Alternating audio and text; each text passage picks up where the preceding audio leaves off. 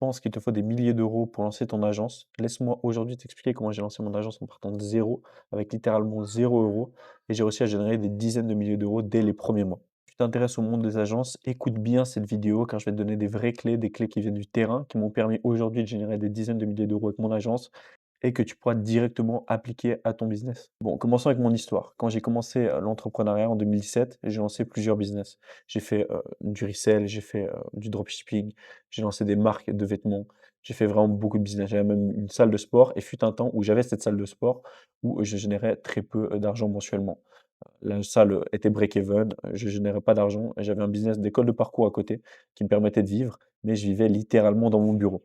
Je vais vous montrer une vidéo où littéralement je vivais dans mon bureau et où j'avais aucun autre moyen de gagner de l'argent qui était de me bouger le cul de lancer une agence. J'ai donc lancé Stam, mon agence, qui aujourd'hui est un groupe d'agences composé de 2 agences, Stam Digital et Stam Social, où on fait de la création de contenu et de la gestion et de la création de sites web. Donc, je vais t'expliquer un peu le process de comment j'ai créé ces 2 agences. Qu'est-ce qui m'a permis aujourd'hui de générer de l'argent avec ces 2 agences récurrents tous les mois, m'a permis de scaler à, des dizaines de milliers d'euros de revenus. Il faut bien que tu te rendes compte que quand j'ai commencé, j'avais ni argent, ni expérience, ni compétences qui allaient me permettre de lancer une agence.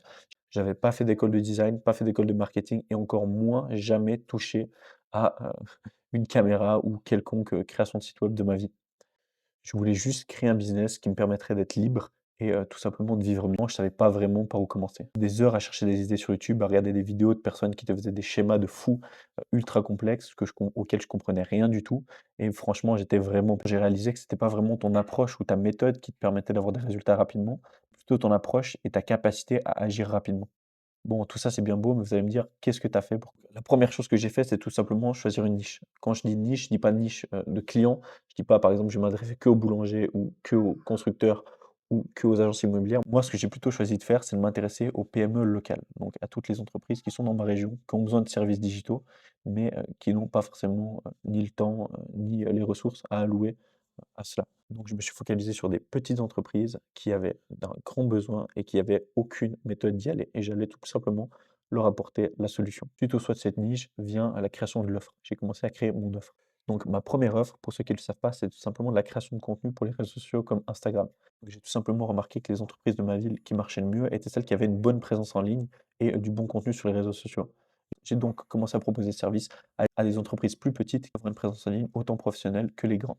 Il faut bien se mettre dans le contexte. J'avais pas d'argent, j'avais ni compétences et je savais pas du tout comment j'allais prospecter. J'ai donc fait au plus simple.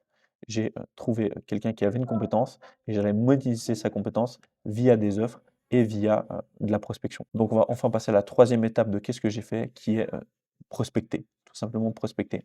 Donc je me suis pas cassé la tête, j'ai pas fait de Facebook Ads, j'ai pas fait de stratégie, révolutionnaire d'acquisition client, j'ai pas fait la dernière méthode d'emailing, avec de l'IA. Non, j'ai tout simplement été prospecter en physique. Donc cette méthode, elle est très simple. Il suffit juste de ne pas faire de cold call, de pas faire d'emailing, de ne pas faire de prospection LinkedIn, parce que c'est des choses qui sont adaptées à des, agences ou des business qui ont déjà des résultats et de la proof, donc à montrer à leurs clients.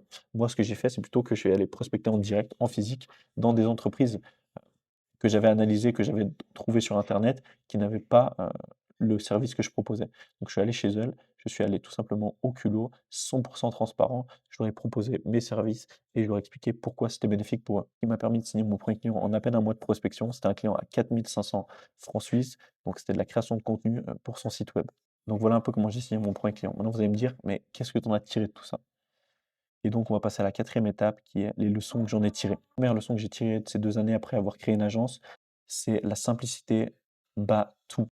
Tu n'as pas besoin de tout savoir pour commencer, tu as juste besoin d'une niche, d'une offre et donc tu auras des résultats rapidement.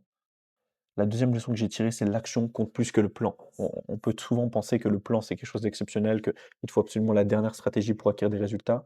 Mais moi, ce que je vais te dire, c'est que l'action bat tout. L'action bat la réflexion, l'action bat toute méthode. Il faut juste que tu passes à l'action et que tu passes à l'action constamment, avec rigueur, beaucoup d'acharnement. J'ai passé des semaines à planifier, à calculer, à imaginer pour me rendre compte qu'au final, ce qui me rapportait vraiment des clients, c'était de passer à l'action et d'aller prospecter. Troisième leçon que j'ai tirée, c'est tu peux déléguer sans argent.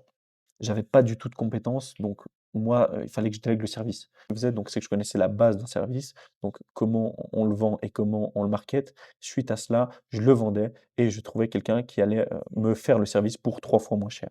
Donc imaginons qu'on vend une vidéo d'entreprise, à une PME pour 2 500 francs suisses. Vous allez trouver un vidéaste qui va vous le faire pour 600, entre 600 et 800 francs, suisses. Donc ça va vous permettre tout simplement de signer votre premier client, de déléguer le job et d'empocher directement une marge qui est conséquente dans votre poche. Et croyez-moi, trouver un freelance, c'est très facile. Quand vous avez un client, c'est pas du tout le truc le plus difficile de trouver un freelance. Tout le monde a besoin de travail, mais personne a de travail. Donc les gars, si vous avez du travail, vous allez trouver des freelances rapidement. Ce que je vous conseille aussi, quand vous trouvez un freelance, c'est ne lui demandez pas son prix, proposez-lui un prix qui vous convient. Parce que si vous avez un client à 2 500 francs et que vous lui dites: «Ouais, tu ferais pour combien ça?» Il va vous dire des sommes qui sont quand même astronomiques. Vous, ce que je vous conseille, c'est de faire x3 sur son prix. Donc vous lui proposez votre prix divisé par 3, donc le prix auquel vous avez vendu divisé par 3. Donc voilà, un peu comment faire pour trouver les prix du marché, contacter d'autres agences, regarder ce que les autres agences font et vous prospecterez avec ces prix-là. Donc conclusion, lancer une agence de zéro, c'est complètement possible et c'est encore plus simple que ce que tu le crois. Tout ce que tu as besoin, c'est d'une niche, d'une offre et d'un peu d'audace. Si tu t'intéresses au monde des agences et que c'est quelque chose qui peut t'intéresser de lancer un business en ligne, n'hésite pas à t'abonner à ma chaîne. Je vais te partager beaucoup plus de vidéos ces temps sur le monde des agences, sur comment j'ai réussi à scaler mon agence et en vivre 100% en Suisse, donc où le coût de la vie est super cher, à vivre uniquement de mon agence et uniquement de mes prestations de services. Donc voilà, je te laisse sur ça. C'était Jopo. N'hésite pas à t'abonner, laisse ton avis dans les commentaires. On se retrouve pour la prochaine vidéo. Peace.